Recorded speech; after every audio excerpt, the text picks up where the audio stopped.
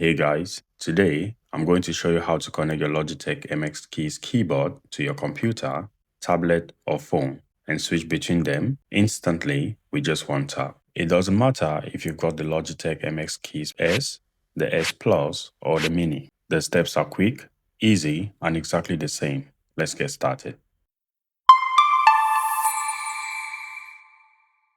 First, let's start with pairing the keyboard to a computer. Turn on your keyboard using this switch right here. Next, choose one of the easy switch buttons at the top. They are labeled 1, 2, and 3. Press and hold the first button until the light above it starts blinking. That means the keyboard is in pairing mode. Now, on your computer, open your Bluetooth settings. Find the MX keys in the available device list and select Connect. Type the numbers on the keyboard and enter to complete the pairing. Now, we have got the keyboard connected to the computer. Let's set it up to work with more than one device. The MX keys can connect to up to 3 devices at the same time, and switching between them is as easy as pressing one button, whether that's another computer, a tablet, or even a phone. On the top of the MX keys, you will see 3 buttons labeled 1, 2, and 3.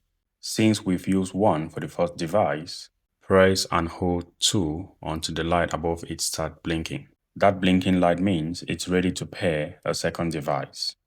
On your tablet, phone, or even another computer, open the Bluetooth settings, look for the MX keys and pair them just like we did for the first one.